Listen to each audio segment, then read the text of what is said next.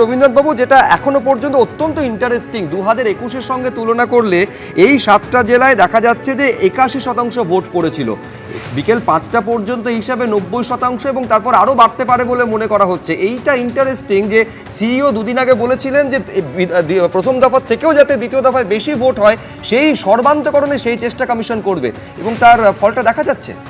হ্যাঁ, মানে এইরকম ভয়মুক্ত পরিবেশ হলে যারা আরবান এলাকার যে ভোট সেটা যে অনেক বেশি পরিমাণে বেড়ে যায় এবং আরবান এলাকাতে বিজেপির কিন্তু একটা স্থায়ী বৃদ্ধি ঘটেছে, ভোটারদের সমর্থনের বৃদ্ধি ঘটেছে। সেটা আমরা গত কর্পোরেশন ইলেকশনের সময় দেখতে পেয়েছিলাম বা মিউনিসিপ্যাল ইলেকশনের সময় দেখতে পেয়েছিলাম।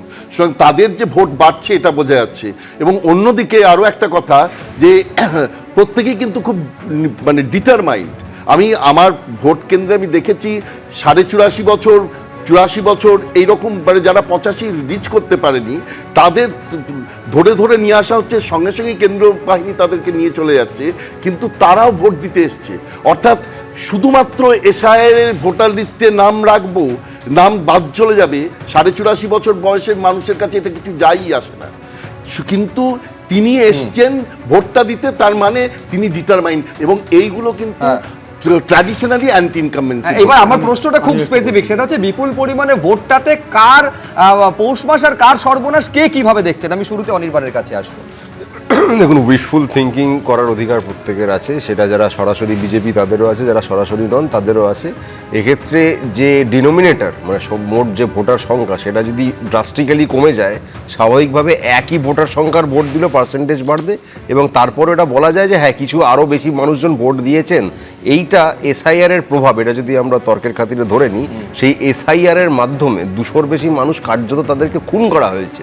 দিনের পর দিন মানুষকে লাইনে দাঁড় করিয়ে যে হেনস্থাটা করা হয়েছে, যে ক্লিন ভোট, সাদা ভোট, রঙিন ভোট, এইসব যারা উদ্ভট সব টার্মিনোলজি ইউজ করছেন এবং কেন্দ্রীয় বাহিনীর যে পরিমাণ অত্যাচার বিশেষ করে গ্রাম বাংলার মানুষকে সহ্য করতে হয়েছে, তারপরও তারা গিয়ে এসআইআর-এর পক্ষে, বিজেপির পক্ষে, নির্যাতন কমিশনের নির্যাতনের পক্ষে ভোট দেবেন, এইটা যদি কেউ আশা করেন সেটা উইশফুল থিঙ্কিং। বেশ, আমি নিশ্চয়ই শান্তন বসুর কাছে আসবো, কিন্তু এসআইআর এর লাইন বলছিল অনির্বাণ, কিন্তু তার আগে আমি দেখাবো এসআইআর এর লাইন থেকে ভোটের লাইন 6:30 পেরিয়ে গিয়েছে, কিন্তু এখনো পর্যন্ত ঘটকপুকুরের দীর্ঘ লাইনে অপেক্ষা করছেন ভোটাররা। সরাসরি হিন্দল দেশে এই ছবি তুলে ধরবেন, দেখাও হিন্দল।